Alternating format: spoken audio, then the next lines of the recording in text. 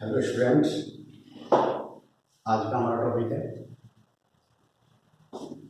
एक रेडियोरेखीय चालक तार को एक समान चुंबकीय क्षेत्र के लगभग दाईं ओर को गति कराने पर उसके सिरों के बीच उत्पन्न प्रेरित विद्युत वाहक बल कितना होगा।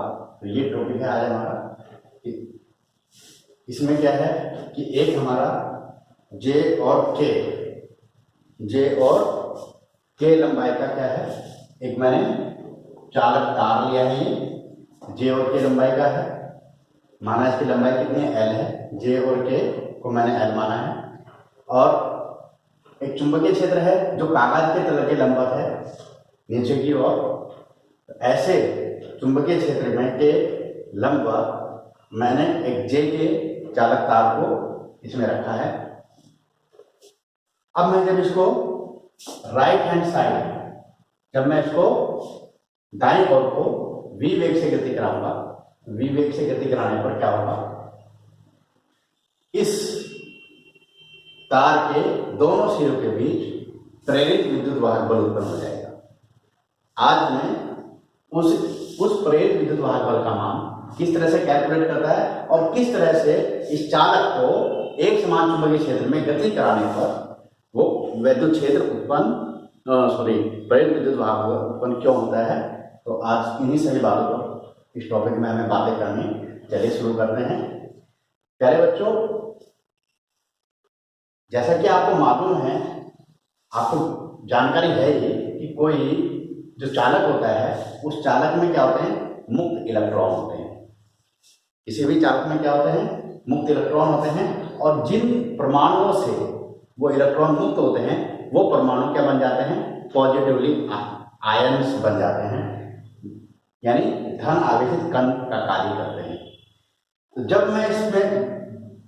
जब इस चालक को मैं दाईं ओर को गति कराता हूं, दाईं ओर को गति कराऊंगा चुंबकीय क्षेत्र के लंबवत, तो क्या होगा कि इसके अंदर जो आवेशित कण है, जो इसके चालक के भीतर जो चार्ज पार्टिकल हैं, वो भी इस पूरे चालक के साथ साथ उसी दिशा में गति करेंगे। और उसी दिशा में गति करने पर क्या होगा कि उन चार्ज पार्टिकल पर जो इस चालक के भीतर इलेक्ट्रॉन्स हैं या धनायंस हैं, पॉजिटिवली आयन्स हैं, तो उनके क्या होंगे, जो पॉजिटिव आयन्स हैं उन पर क्या लगेगा, चुंबकीय बल लगेगा। क्योंकि आपको पता है जब कोई आवेशित कण चुंबकीय क्षेत्र के लंबवत गति करता है तो उस पर क्या लगता है, एक चुंबकीय बल लगता है जिसको हम लॉरेंज बल कहते हैं। क्या कहते हैं, लॉरेंज बल। उसका मान हम कैसे देते हैं, उसका मान हम देते हैं Fm = QVB से देते हैं। जब कोई आवेशित कण चुंबकीय क्षेत्र के लंबवत गति करता है तो उस पर लगने वाला जो लॉरेंज बल है, जिसको हम चुंबकीय बल के नाम से जानते हैं, उसका मान कितना होता है, QV। तो मतलब क्या है कि इनके अंदर जो धन आयन है और ऋण आयन है, मुक्त इलेक्ट्रॉनों के रूप पर, उस पर क्या लगेगा, चुंबकीय बल Fm लगेगा। अब क्या है कि फ्लेमिंग के लेफ्ट हैंड रूल के आधार पर हम इसकी दिशा को चेक कर लेते हैं कि धन आयन पर किधर को लगेगा और ऋण आयन पर किधर को लगेगा। तो फ्लेमिंग के लेफ्ट हैंड रूल के अकॉर्डिंगली अगर हम फ्लेमिंग के लेफ्ट हैंड रूल के अकॉर्डिंगली देखें तो क्या होगा कि इसमें जो है, जो धनायन है उस पर जे सिरे की ओर को चुंबकीय बल लगेगा और ऋण आयन पर के सिरे की ओर को क्या लगेगा, चुंबकीय बल लगेगा। अब क्या होगा कि इस चुंबकीय बल के कारण, जो कि धन आयन पर जे की ओर और इलेक्ट्रॉन्स पर यानी ऋण आयन पर के की ओर को लग रहा है, इसके कारण क्या होगा कि जो इलेक्ट्रॉन्स हैं इलेक्ट्रॉन्स क्या हैं, वो जे से के की ओर पाना प्रारंभ कर देंगे। इसका मतलब धीरे धीरे क्या होगा, जो जे सिरा है इस पर इलेक्ट्रॉन्स की कमी होने लगेगी। इलेक्ट्रॉन्स की कमी होने लगेगी का मतलब यह है कि यहाँ ये जो जे सिरा है ये क्या हो जाएगा, धनात्मक हो जाएगा, और ये जो के सिरा है वो ऋणात्मक हो जाएगा, यानी इस पर इलेक्ट्रॉनों की संख्या बढ़ती जाएगी, यहाँ पर इलेक्ट्रॉनों की संख्या कम होती जाएगी, तो क्या होगा, यहाँ पर धनावेश और यहाँ पर ऋणावेश उत्पन्न हो जाएगा।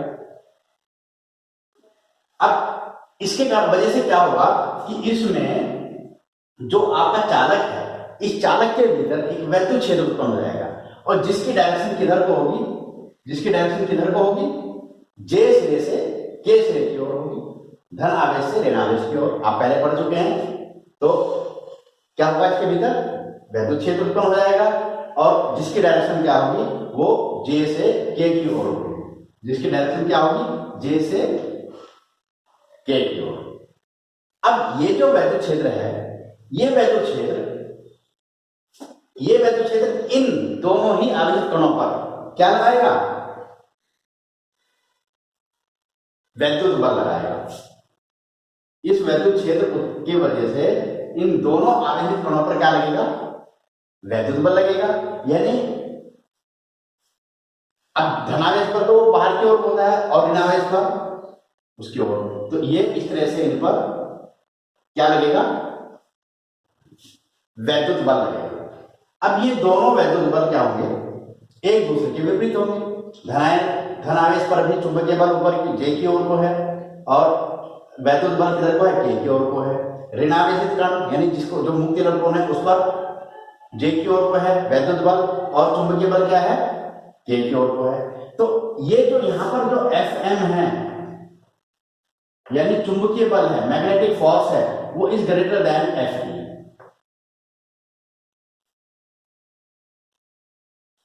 ये क्या होगा, इनके मतलब अपोजिट होंगे पर परिमाण में अलग अलग होंगे।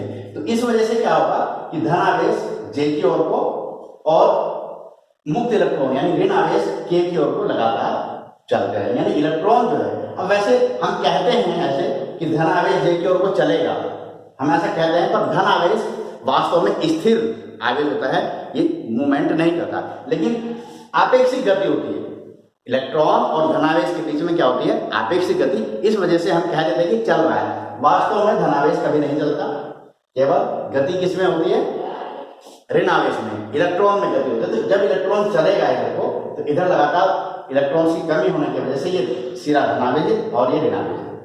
तो इनके भीतर इन दोनों सिरों के बीच में जो वैद्युत क्षेत्र उत्पन्न होगा उसका मान कितना होगा, E = V/L। इसे हम देते हैं, आप पहले पढ़ चुके हैं। तो इन दोनों के बीच में जो वैद्युत क्षेत्र उत्पन्न होगा V = E/L के से हम इसको देंगे।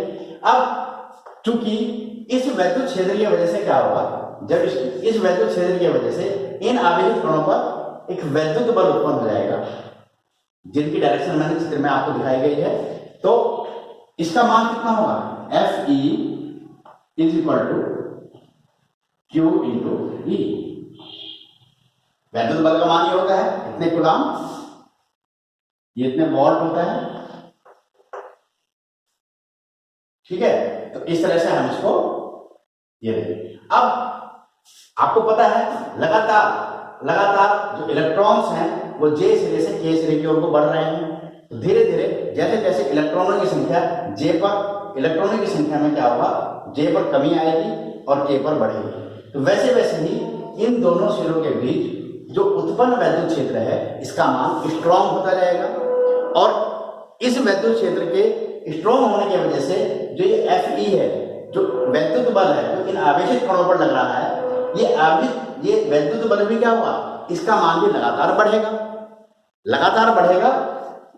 तो एक समय क्या आएगा, धीरे धीरे करके ये जो वैद्युत बल है ये इस चुंबकीय बल के बराबर हो जाएगा। धीरे धीरे जैसे जैसे इलेक्ट्रॉन्स इधर बढ़ते जाएंगे और सारे इलेक्ट्रॉन्स इधर आ जाएंगे, तो उस समय क्या होगा कि वैद्युत बल जो है चुंबकीय बल के बराबर हो जाएगा। और जिस समय ये दोनों बल बराबर हो जाएंगे तो उस समय क्या होगा, जो इलेक्ट्रॉन्स की गति है इस जे के चालक के भीतर वो रुक जाएगी। तो अब हम समझ गए कि इस चालक के भीतर कब तक इलेक्ट्रॉन्स जो है के सिरे की ओर कब तक मूवमेंट करेंगे, कब तक गति करेंगे, जब तक कि इन आवेशित कणों पर लगने वाला वैद्युत बल इन पर आरोपित चुंबकीय बल के बराबर नहीं हो जाता।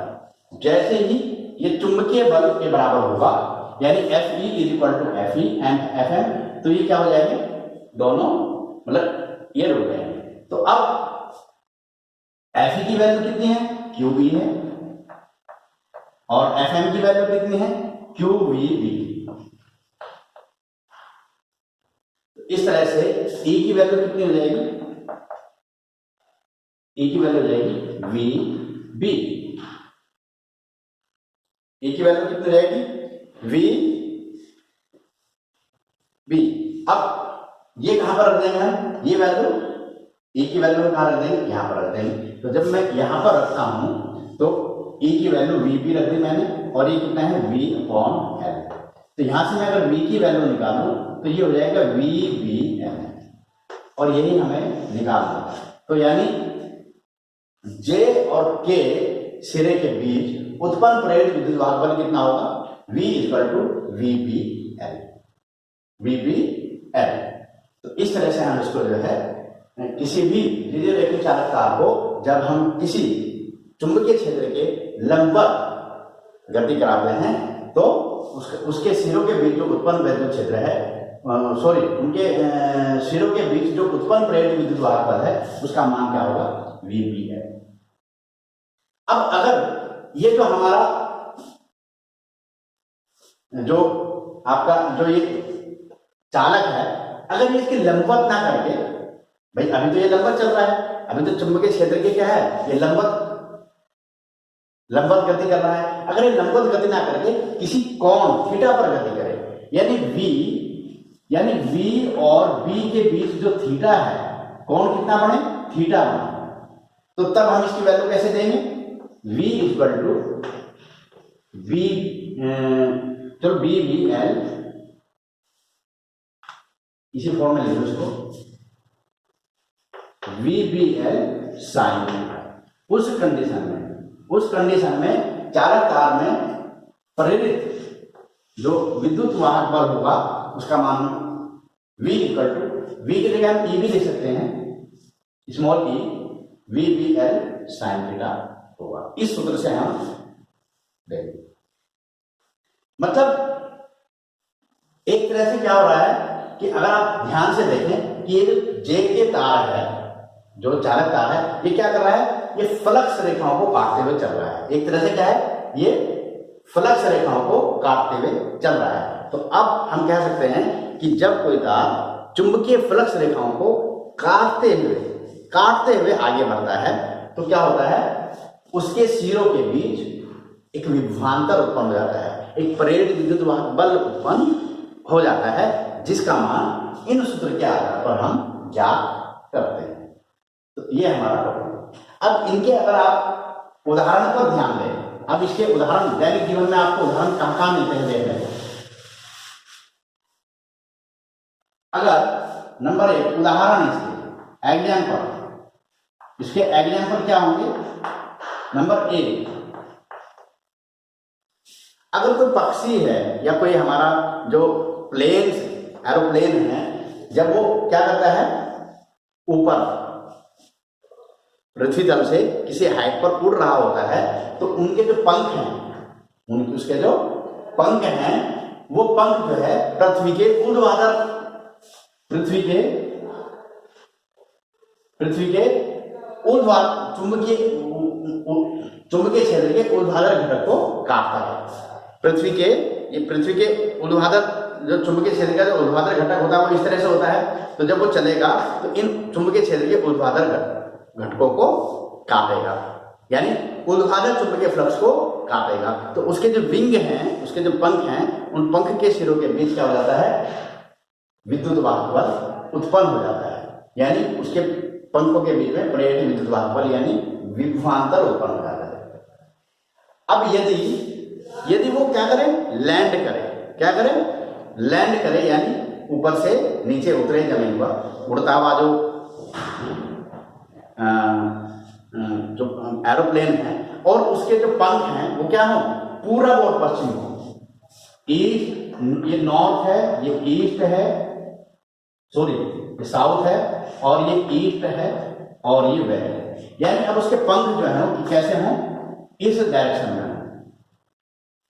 तो क्या होगा, ये क्या करेगा, ये जब वो उतरेगा तो वो चुंबकीय क्षेत्र के क्षैतिज घटक को काटता है। चुंबकीय क्षेत्र के क्षैतिज घटक कैसे होते हैं, ऐसे होते हैं, नॉर्थ से साइड। जो पृथ्वी का जो चुंबकीय क्षेत्र होता है उसकी जो क्षैतिज जो बल रेखाएं होती है किधर होती है, नॉर्थ से साउथ की ओर को होती हैं। तो वो जब नीचे उतरेगा तो ऐसे रेखाएं होती है, वो ऐसे, ये मानो मेरी फिंगर है, ये फिंगर है, ये नॉर्थ टू साउथ, यानी ये चुंबकीय क्षेत्र की क्षैतिज घटक रेखाएं हैं। तो अब ये जब उतरेगा तो इनको ऐसे काटेगा, यानी चुंबकीय क्षेत्र की क्या करता है, वो क्षैतिज रेखाओं को काटता है, क्षैतिज फ्लक्सों को काटता है। तो इस वजह से जिस समय वो लैंड करता है और उसके विंग यानी उसके पंख जो हैं पूरब और पश्चिम दिशा में हो, तो तब भी उसके पंखों के बीच में क्या हो जाता है, विभवांतर उत्पन्न हो जाता है। लेकिन जस्ट अपोजिट लैंड करते समय उसकी जो पंख हैं, उसके जो विंग हैं, वो क्या हो, अगर वो उत्तर दक्षिण हो तो उस कंडीशन में क्या होगा, वो किसी भी फ्लक्स रेखाओं को नहीं काटता, किसी भी फ्लक्स रेखाओं को नहीं काटेगा, तो उसमें कोई विभवांतर उत्पन्न नहीं होगा। ठीक इसी प्रकार से अगर कोई रेसर है, कोई एथलीट्स है और वो दौड़ता है, अगर वो क्या करता है, पूरब पश्चिम दिशा में दौड़ता है, क्या करता है, पूरब पश्चिम दिशा में दौड़ता है, तो वो चुंबकीय क्षेत्र की, जो पृथ्वी का जो चुंबकीय क्षेत्र है उसकी क्षैतिज घटकों को काटता हुआ चलेगा, क्षैतिज फ्लक्स रेखाओं को काटेगा। तो यानी उसकी जो बॉडी है, सर और पांव के बीच में क्या होगा, विद्युत विभवांतर उत्पन्न हो जाता है। लेकिन यदि वो उत्तर से दक्षिण की ओर या दक्षिण से उत्तर की ओर दौड़ लगाए तो वो किसी भी फ्लक्स को नहीं काटता, क्योंकि फिर वो किसके पैरेलल चलेगा, पृथ्वी के चुंबकीय क्षेत्र के पैरेलल चलेगा। तो इसलिए क्या होता है, वो किसी भी तरह की कोई फ्लक्स रेखाएं नहीं काटता, तो उसकी बॉडी में, उसके शरीर में कोई भी विभवांतर उत्पन्न नहीं हुआ। तो इस टॉपिक के दैनिक जीवन में जो उदाहरण है वो मैंने आपको बताए हैं। That's all, thank you.